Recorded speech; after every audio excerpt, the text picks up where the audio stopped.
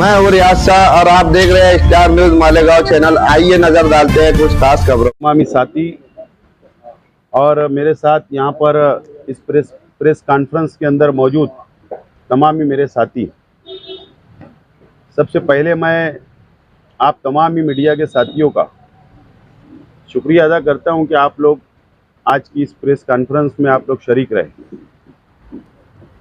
आप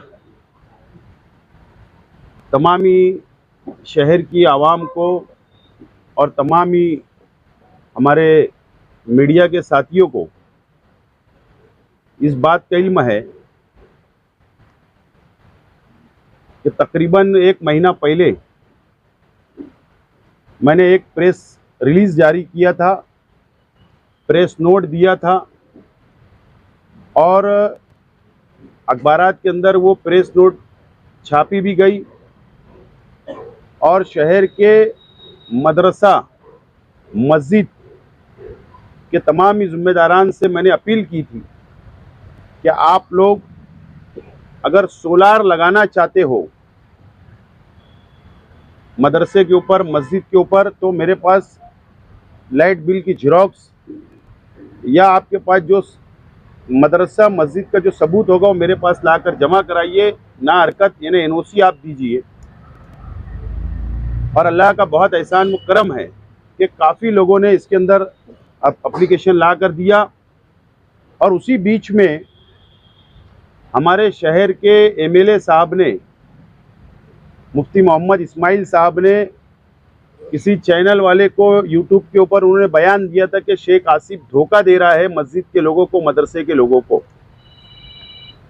लेकिन मैं खामोश रहा, हमारे तमाम ही साथी खामोश रहे। अल्लाह का बहुत शुक्र है अल्हम्दुलिल्लाह कि मुफ्ती मोहम्मद इस्माइल कासमी साहब के अंदर कितनी समझ है, ये शहर की आवाम आज पता चल जाएगा। शहर की आवाम को एक एमएलए कानून साज अदारे का मेंबर होता है, असेंबली का मेंबर होता है। एमएलए फंड के लिए एमएलए नहीं बनता है। जहां पर कानून बनता है महाराष्ट्र असेंबली के अंदर, वो वहां का मेंबर होता है। इस तरीके से मुफ्ती इस्माइल साहब का बोलना ये गैर जिम्मेदाराना बयान था। उनको कानून ना पिछले 5 साल समझा और ना ये साल समझा 5 साल। डॉक्टर जाकिर हुसैन मदरसा स्कीम हुकूमत महाराष्ट्र ने डिक्लेयर की हुई थी। अल्पसंख्यक विभाग ने, रंग दे उधर, अल्पसंख्यक विभाग ने, और उसमें सोलार सिस्टम नहीं था। लेकिन हमने अजीत दादा पवार साहब से रिक्वेस्ट की कि हमको मदरसा व मस्जिद पूरे महाराष्ट्र के अंदर इसी नाम से परमिशन मिलता है और सोलार फिट करना है। इसके लिए अजीत दादा पवार साहब ने हमारी डिमांड को अल्पसंख्यक डिपार्टमेंट के अंदर भेजा और डॉक्टर जाकिर हुसैन मदरसा स्कीम के अंदर जो जीआर था, मुझे याद है कि सामनामा आपने छापा था, वो किसी की कोशिश का नतीजा नहीं था, आपने छाप दिया था, लेकिन वो नतीजा हमारी कोशिशों का था। और इसके अंदर शुद्धि पत्रक निकला, इस जीआर के अंदर अमेंडमेंट हुआ और ये अमेंडमेंट हुआ है 21 अगस्त को अमेंडमेंट हुआ। और इसके अंदर शुद्धि पत्रक यानी जीआर के अंदर अमेंडमेंट हुआ और इसमें सोलार सिस्टम फिट करने का फैसला अल्पसंख्यक विभाग ने लिया। यानी ये जो जीआर, ये तारीखी फैसला है, ये पूरे महाराष्ट्र को लागू होगा।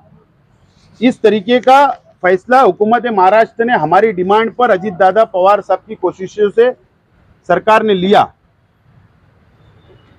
अल्लाह का शुक्र है अल्हम्दुलिल्लाह कि मैं अल्लाह का पहले शुक्र अदा करता हूं, बाद में अजीत दादा पवार साहब का शुक्रिया अदा करता हूं और हुकूमत महाराष्ट्र का शुक्रिया अदा करता हूं कि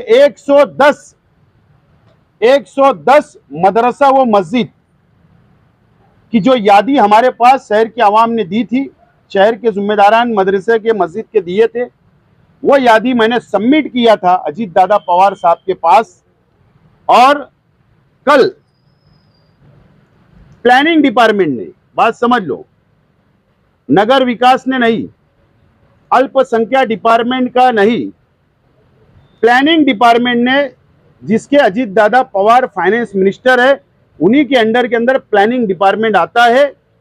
प्लानिंग डिपार्टमेंट से कल अजीत दादा पवार साहब के डिपार्टमेंट ने, अजीत दादा पवार साहब ने 5 करोड़ रुपया 110 मदरसा व मस्जिद के लिए 5 करोड़ रुपया मंजूर किया है। उसका जीआर निकल चुका है। सोलार के लिए, सोलार सिस्टम फिट करने के लिए हमने इसके अंदर ऐसा किया है कि जो बड़ा मदरसा है वहां पर 5 लाख, जो बड़ी मस्जिद है मदरसा है वहां 5 लाख, और जो छोटी मस्जिद और मदरसा है वहां पर 4 लाख। इस तरीके से 110 मदरसा व मस्जिद पर सोलार फिट होगा। इस तरीके से ये फैसला हुआ और ये जीआर कल हुकूमत महाराष्ट्र ने, प्लानिंग डिपार्टमेंट ने मंजूर कर लिया है। मैं अजीत दादा पवार साहब का, फाइनेंस डिपार्टमेंट का और हुकूमत महाराष्ट्र का शुक्रिया अदा करता हूं।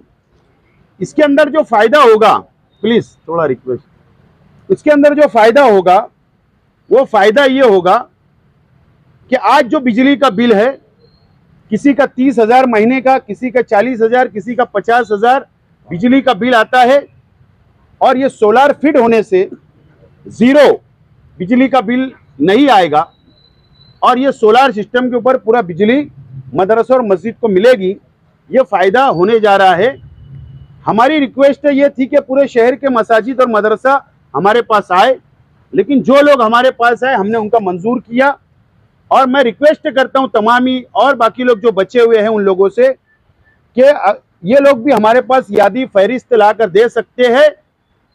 इंशाअल्लाह हमारी कोशिश होगी कि इलेक्शन से पहले मंजूर हो, लेकिन अगर हम नहीं कर पाए तो इलेक्शन के बाद भी हम लोग ये प्रोसीजर को आगे बढ़ाएंगे, क्योंकि ये मिल्ली मसला है, ये मिल्लत का मसला है, ये मजहबी मामला है और इसके अंदर जितना ताउन हो सकता हम लोग देने की कोशिश करेंगे। इससे पहले भी हुकूमत के फंड से हमने तमामी मसलक की ईदगाह का वॉल कंपाउंड किया। यह भी एक तारीखी कारनामा हमारे अपने वक्त में हुआ था। और जब जब हम लोगों को मौका मिलता है हुकूमत से फंड लाने का शहर की तामीर व तरक्की के लिए, हम लोगों ने बढ़ चढ़कर उसमें हम लोग हिस्सा लेते हैं और इस काम को भी हमने हाथ में लिया और अल्लाह का शुक्र है कि हम लोग इसके अंदर कामयाब हुए।